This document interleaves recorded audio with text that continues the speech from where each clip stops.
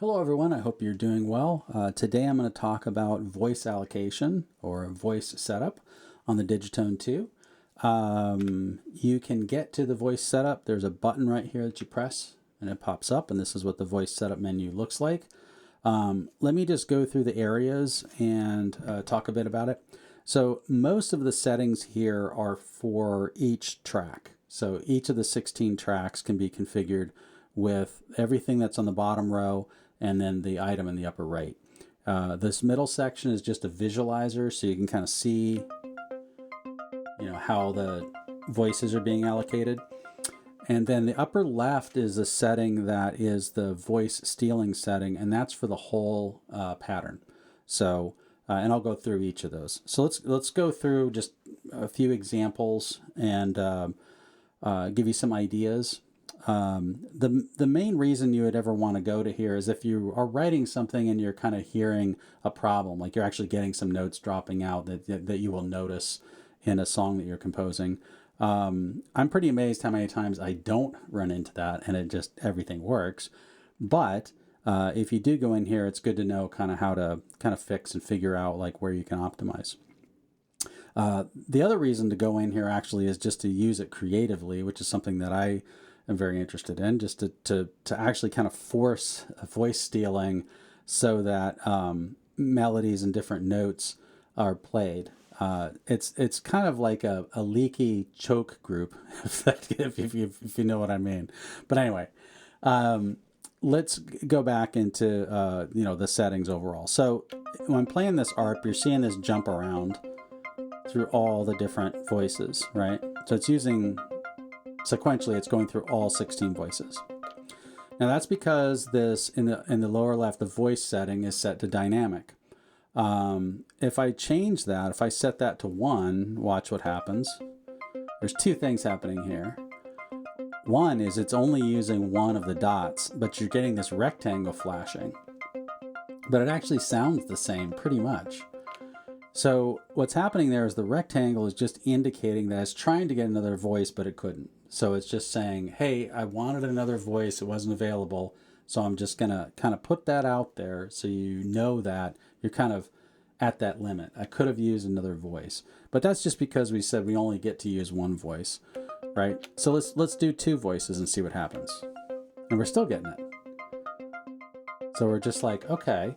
Now, why does that happen? You might be saying, well, why is it even doing that?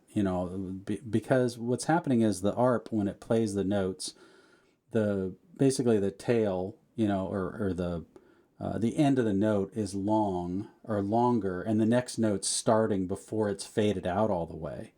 So it's basically playing that note. And so that's why the voice allocation is saying, hey, I need another one because I don't want to cut off the previous note because it's still playing. So let's go up to 3 and see what happens. So let's lock to 3. And there we go.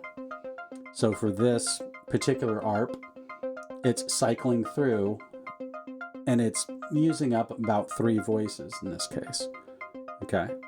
Now I could lock that like that. And why would I do that? It'd be because you would be very sensitive to anything happening to that. Like you would just you have to hear every single note of that. And I'll show you that when you actually are playing this in composition, it's sometimes just like almost impossible to tell that a voice is being stolen because it's like just, it just does a really good job of picking something. All right, so let's go through the other settings real quick. Let's do reuse next. So you see here we're locked on 3 voices. And if I turn on reuse, you're not really going to see much of a difference here. So what I'm going to do is I'm going to unlock this to dynamic. So you can kind of watch that it's jumping around quite a bit slower. And this isn't the best use for reuse because see how that's like just going through and just like running the gamut. But when I turn on reuse, it tends to hang around.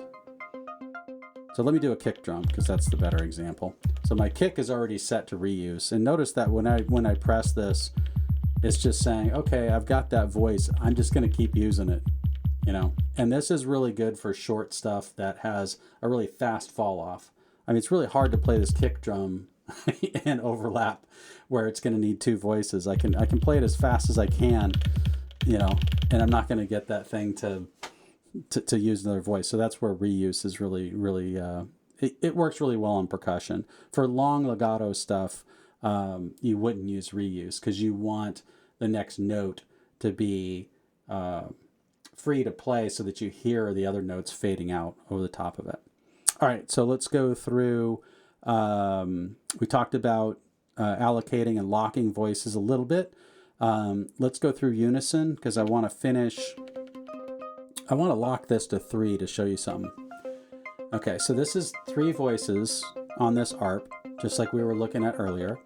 But what's interesting about this is you can use the lock in 2 ways. You can use it to say, I always want this to have a number of voices, but it also means don't exceed this number of voices. So it does both. So like, for example, if I just crank up unison to 4 and then I hit this, it's only using 3 voices, even though it would use a lot more, and it's flashing the box. But let me take the unison back down to 3, still flashing, right? 2 will still flash. Okay. But you see there's no difference. There's no difference between unison 2, unison 3, unison 4, or higher. This just clamps it and says you're only going to use, those 3 voices. Now, personally, what I typically do on almost everything is I just use dynamic because I just let that roll around. Okay, so let's talk about the voice stealing entry because we talked about pretty much everything else, and hopefully I've covered that a little bit so you can know what those settings do. The voice stealing, what that does is that is per pattern. So that's in the upper left. And when you change that, so right now it's on cycle, and what cycle does is it just takes the first note. So if you're playing something along and it needs another voice and they're not available, it'll take basically the oldest note and it'll take that one first. That's the way I think of it, as the oldest, which would be the first when you're playing something. So it goes back. So it's kind of like round robin basically. And then you say, all right, what's the next one? Track. So what track does is it says, okay, track 1 is going to get its voices, then track 2, then track 3. That's how I think of it personally. That's how I kind of keep track of it. What it really means is that track 1 can steal from track 2 can steal from track 3, etc. So it's easier and easier to steal voices on the higher numbered tracks. So if you're at track 15 and 16, you're like, okay, just yield to everything else until it gets there. I find that mode to be really cool to explore, to just kind of write things and kind of control that. In fact, I'm still exploring that because I think it's fun. But all right, let's go to the next mode, low. So low means go ahead and steal the lowest note. That would be like if you have something that is in the higher registers, the highest note on the keyboard is what it's using. So if you have something that you want to make sure it's not stolen, the high notes aren't stolen, you use low, and the inverse for high. So a high would be like, okay, I have bass lines that I want to make sure that are never stolen from, so you could use that. And that you could set that for the whole pattern. Sometimes that might fix a voice allocation issue if you run into that. All right, let's look. Now I put this together so it actually will run into some problems, but let me play this so you can just kind of see. I think I have all these set up right. We'll see. I may have messed them up already. All right. I'm sorry about talking over this, but it's hard to do this and gotta explain some stuff.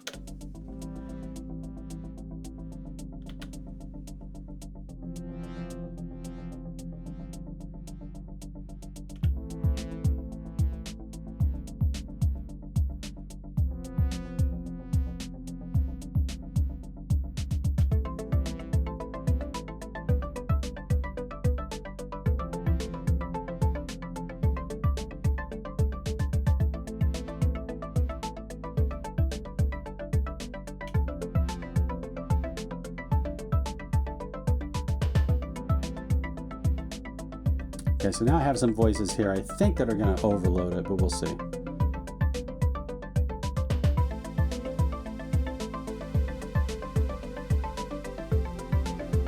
Okay, we haven't gotten it. Oh, there was a rectangle.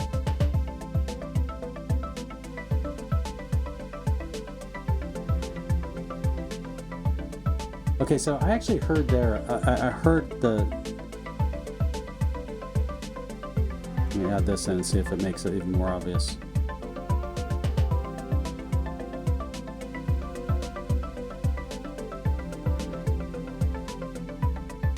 Okay, so I did hear at one point this this pad that I added at the end. I heard one of the notes drop out of that. So now earlier, the ARP, this guy, you notice that when we took voices from him, you really couldn't hear any difference because it was just the only.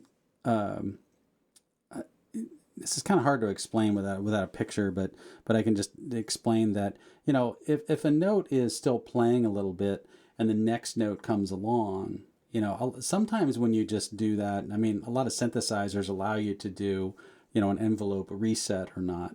And that's kind of what's happening here. So in some cases, you may not hear anything different.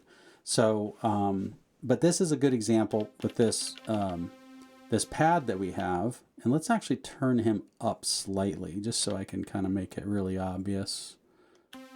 I'll make him kind of too loud. All right, there we go. That should be plenty loud. All right, so then when we play this,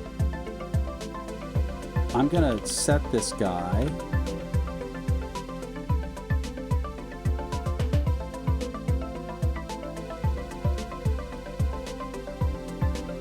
Okay, that was interesting because he was, I was messing with this earlier. Let me stop for a second. I was messing with this earlier and I actually gave him 3 voices, and that's why. But 3 voices wasn't quite enough. So I just locked this to 4 voices. And now I'm looking for any rectangles that pop up.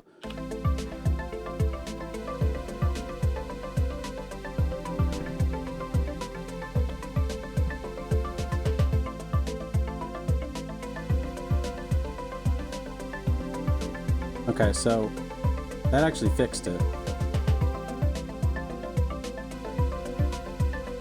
All right, so now let's ruin it and show you what it sounds like when it's really horrible. So let's unlock this and let's just crank this up to be like a unison of 4 with lots of spread. Now that's going to be too loud, but so let me turn him back down a little bit. All right, like that. And now this should trash it, hopefully. We'll see.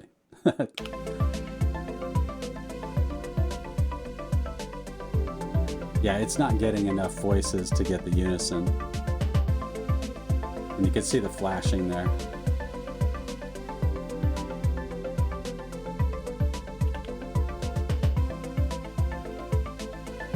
So let me just torture it. Now it's dropping out lots of stuff, and you're going to hear weird stuff because, all right, what I just did is I just said, all right, you're going to play 4 unisons, and I'm going to lock it to 8. And so it's half of the voices are allocated just to this pad. And what's interesting about this is just, even though there's some artifacts, it's pretty amazing how well it's trying to play all this stuff.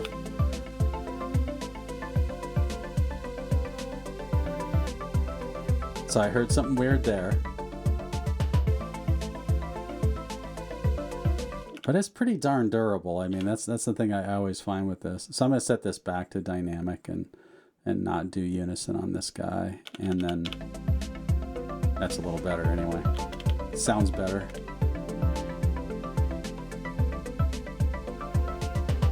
All right. So let's go ahead and stop there. If anybody has questions, I think just to recap, I think I covered everything. So there's, you know, most of these settings in the voice setup menu apply to the track. So you can go through and click on each track or and look at each one. The voice allocation typically is dynamic. I highly recommend leaving it as cycle and dynamic. I find that for most things that just works. Reuse is a good way to do drums. So sometimes I do actually set reuse on drums. That just makes it so it doesn't, go out and grab another voice and that something else can't get to it. So it just kind of stays a little more stable. But But anyway, I hope this was helpful. Let me know if anybody has any further questions on this, and take it easy. Bye.